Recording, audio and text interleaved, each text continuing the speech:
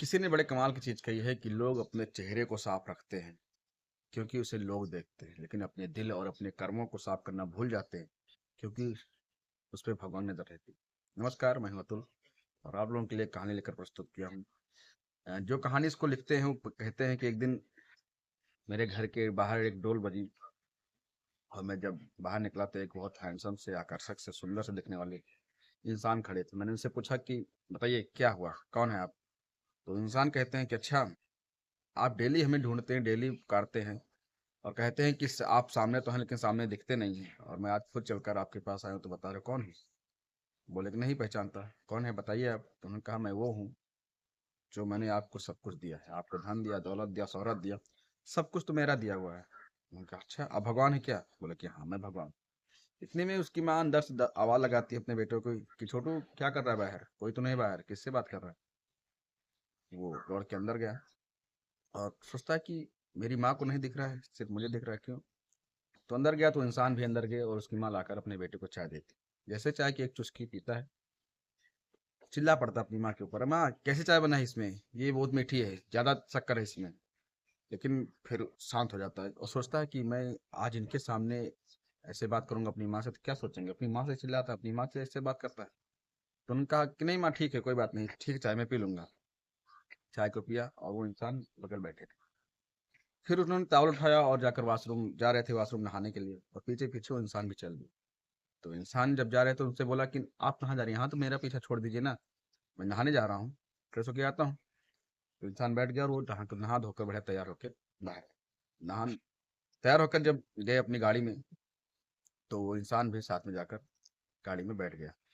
जा रहे थे तो रास्ते में उनका फोन आया। तो उन्होंने सोचा कि अभी फोन जब मैं उठाऊंगा, बात करूंगा, क्योंकि उसकी आदत थी चलते चलते, ड्राइव करते करते वो इंसान लोगों के फोन उठा लिया करता था, बात कर जाता था। तो उसके मैंने विचारा कि मैं चलते चलते अगर फोन उठाऊंगा तो भाई साहब क्या सोचेंगे कि चलते चलते फोन उठा रहे हैं, ऐसे बात किया जाता है। तो उन्होंने क्या किया, गाड़ी को साइड में जाकर लगाया और साइड में खड़े होकर बात करने लगे।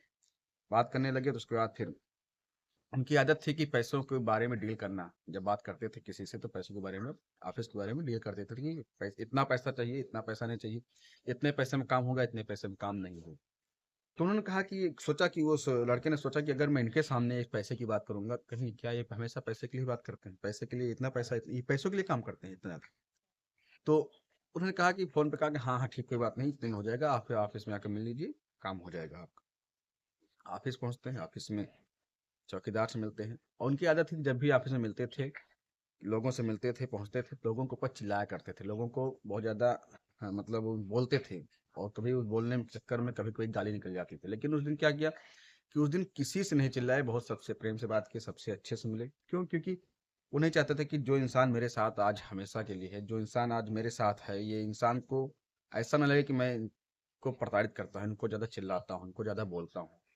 उसकी वजह से अपने ऑफिस के कर्मचारियों से बहुत इज्जत से पेश आया, बहुत आसानी से वो सबसे मिले थे। लोगों को हैरानी भी हुई, हैरान भी हुए जो वहाँ के कर्मचारी थे कि आज सर कुछ बदले से लग रहे हैं, क्या बात है, कुछ मतलब आज ऐसा गुस्सा नहीं हुई। पूरा दिन काम किए और इंसान सबको देखते रहे। वापसी में आते हुए फिर गाड़ी पे बैठे, और गाड़ी पे जब बैठे तो अपना सीट बेल्ट वगैरह लगाया, और उनको भी बताया कि आप भी सब सीट बेल्ट लगा लीजिए। दोनों घर पे पहुंचते हैं। घर पे पहुंचने के बाद बढ़िया सा, अच्छा सा ठीक ठाक खाना, उसको बढ़िया डिनर सेट मिलता है। और फिर वो कहते हैं, जो सामने जो इंसान के साथ गए थे, बोलते हैं कि आप पहला निवाला आप लीजिए। और जब खाते हैं साथ में, वो दोनों लोग बढ़िया से खाना खाते हैं। उनकी माँ बोलती है कि माँ बेटा, आज तुमने घर खाने में कोई कमी नहीं निकाली। लोग रोज तो आप कहते थे कि ये कमी है, नमक तेज है, ये तीखा है, ये नहीं है, वो नहीं, आज कुछ। तो बेटा ने कहा माँ, ये खाना नहीं, एक प्रसाद है, प्रसाद में कमी थोड़ी होती है, प्रसाद प्रसाद होता है। और तभी अचानक से वो माँ से बहुत तेजी से आवाज आती है, घर के बाहर से बहुत तेजी से आवाज आती है। और उस लड़के की अ, उठकर बैठ जाता है। जब उठकर बैठता है तो अचंभव सा रहता है कि अरे, ये सब क्या चल रहा था? अभी तक मैं जो देख रहा था, जो कर रहा था, क्या हो रहा था? ये कोई सपना था क्या?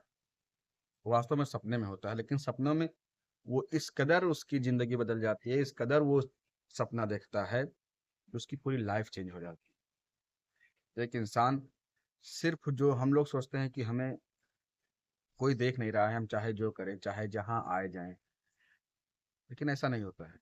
हमें देखने वाला ऊपर हमेशा, हम कितने भी कोने में, कितने भी कहीं पे एकांत में कोई काम करें, ठीक है, मनुष्य नहीं देखेंगे, माँ बाप नहीं देखेंगे, कोई नहीं देखेगा, लेकिन ऊपर वाला तो हमेशा देखता है।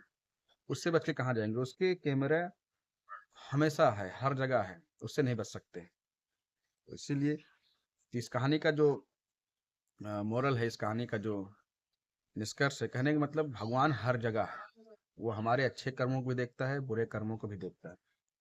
अगर हम सोचते हैं कि हमारे अच्छे कर्म में भगवान साथ हैं, बुरे कर्मों में नहीं देख रहे हैं, तो ऐसा नहीं है। वो हमारे बुरे कर्म भी देखते हैं। हम कोई भी गंदा काम करें, कोई भी सही काम करें, सभी कामों को देखते हैं।